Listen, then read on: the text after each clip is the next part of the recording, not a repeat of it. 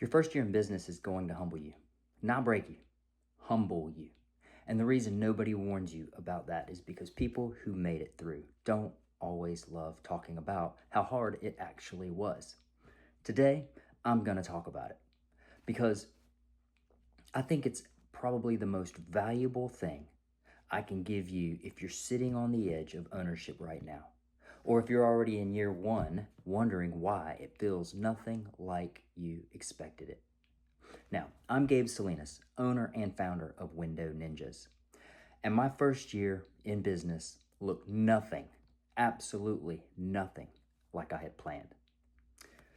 I had a newborn son, less than a week old, when I drove from Charlotte, North Carolina to Wilmington, North Carolina, to take over a struggling franchise location. My dad, give him props, he helped me with the move with really what little we had. Okay, the decision was already made before I even got in the car, and I still, to this day, ran into every single one of these challenges I am about to share with each and every one of you. So, let's get into it. Challenge number one: excitement is not the strategy. When you first step into ownership, everything feels electric. The training, you're all pumped. You're super excited about it. The launch, oh man, marketing, ads, creativeness, the idea that you are finally building something for yourself. The feeling is unstoppable. You get that unstoppable feeling. Then, all of a sudden, Monday morning shows up. A customer's upset. A technician's calling out. The truck, your truck, has some sort of an issue. Okay. All of a sudden, you feel like your schedule is completely falling apart, right? Everybody is looking at you like you have this magic answer. That's really when you learn the truth, okay? Owning a business, man, it is not about excitement. It is about leadership. Now, excitement, man, it'll get you started. It'll push you out of bed faster than anything else, right? But leadership is what keeps you guys standing, okay? Every business owner out there, they are going to hit that one specific moment where they realize that nobody, absolutely nobody is coming to save them. And here's the thing. That's not really bad news. Man, that's the moment when real growth begins. Because when you stop waiting to be saved, you end up by learning real leadership skills and you start leading. Okay? So the next time a problem lands on your desk, stop asking, man, why has this happened to me? Because what you really need to do is ask yourself this: what is this problem trying to teach me? That one question right there will change everything about how you see business. Problems are not always punishment, okay? Sometimes, man, most of the time, it's all about training, okay? That's what it develops. Challenge number two. This is the second one you're going to find out. If you haven't already, you're going to become the bottleneck. You will. Yeah. As an owner, you will be the bottleneck, okay? And that one right there, that hit me harder than anything else in year one and beyond, okay? Because I thought working harder was the answer. I thought that I had to literally do everything myself: sales, scheduling, operations, customer service. I had to be everything, okay? Problem solving, right? There's all kinds of problems that pop up every single day, you know? Oh, and training, right? I got to be the guy training everybody. They got to do it my way. It's got to be done this way. I should train everybody, right? That's what happens as a new business owners, right? Anything that needed to get done, I'm the one that got it done, okay? And maybe you already know exactly what that feels like. You start the day answering messages. Then you're fixing some sort of scheduling issue. Then you're handling a customer complaint. Oh, and then you're helping out the crew. Hey, maybe you don't even own a business yet, and you're the guy that's doing all of those things because the owner is the one that's paying you to do that, right? And you're frustrated, right? And then after all of that, you're putting out a fire that nobody else saw coming. Then you go home at the end of the day. You're completely spent. And then you got to wake up the next day and do it all over again. Feels like hard work. And it is. It really is, right? But here is the trap. Working harder does not always create growth. Sometimes it creates dependence. The business starts depending on you for every single thing. Every answer, it's got to go through you, right? Every decision, okay? They got to come and ask you, right?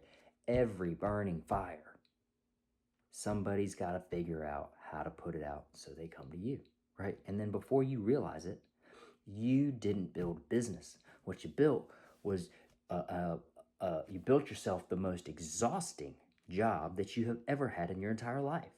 Okay? Now, what changed everything for me was one sentence. Okay? I heard that I could not get out of my head. It just kept resonating over and over and over again. My goal is not to become productive. Okay? My goal is not to become more productive. All right? My goal is to become less necessary. And that's what systems do. And that's what real leadership does, right? A good system gives good people a way to win without needing you in the room every second of the day. So here's what I want you guys to do this week, okay? Any of you all that are out there watching this right now. Write down 3 tasks that you personally handled that somebody else could eventually learn to do. Maybe you're a business owner, maybe you're a foreman on a job, maybe you're the leader, maybe you're a manager, whatever the case. Write those 3 tasks down that you personally handled that somebody else could eventually learn to do. Okay? Not today. They're not going to learn it today. Not perfectly. No, normally it isn't on the first try. Eventually, right? Those 3 things right there are where your first systems need to come from. And that's how you start getting your time and your life back. So, challenge number 3. The hardest person to manage is going to be yourself. And I mean it. I really mean this, okay? The customers are not always the hard part. The marketing is not always the hard part. Operations, not always the hard part. A lot of the time, what you're going to find out is the hardest part of business ownership is sitting right between your ears, okay? Your emotions. What happens when things go sideways? What are your emotions? What do you do in that instance, right? Your patience, right? When growth is slower than you expected it to be, right? Your discipline. What happens when the plan stops working? Or how about your attitude on the days when quitting feels easier than continuing, okay? And those days will come. I want you to hear me on that, okay? Those days will absolutely show up, okay? You can depend on that. I promise you. Now, that doesn't mean you're failing. It just means that business is doing exactly what it is designed to do. It's exposing every weak spot you have, okay? And if you're willing to grow, that's the greatest gift ownership will ever give you, okay? Because business doesn't just build a company. It builds you. So, the people who make it through are not always the smartest ones in the room. And I can attest to that, okay? They're not always the most talented. I can attest to that one too. And they're not always the most funded, right? They are definitely the ones who keep moving when it gets uncomfortable. They learn, they adjust,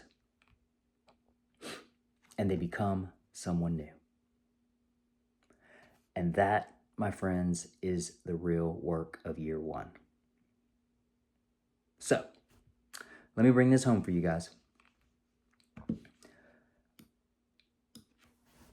If you are in your first year right now and are thinking about making that jump, I want you to remember 3 things, okay? First, problems are not a sign that you're failing. They are a sign that you're being built, okay? Second, stop trying to do everything yourself, okay? Build systems earlier than you think you're going to need them, all right? And then the third thing is The person who starts the business is not always the person who can grow the business. Write that down, right? You have to become someone new, right? And that process starts in year one, right? So before you go to bed tonight, write down one problem that you faced last week, or this week, I'm sorry.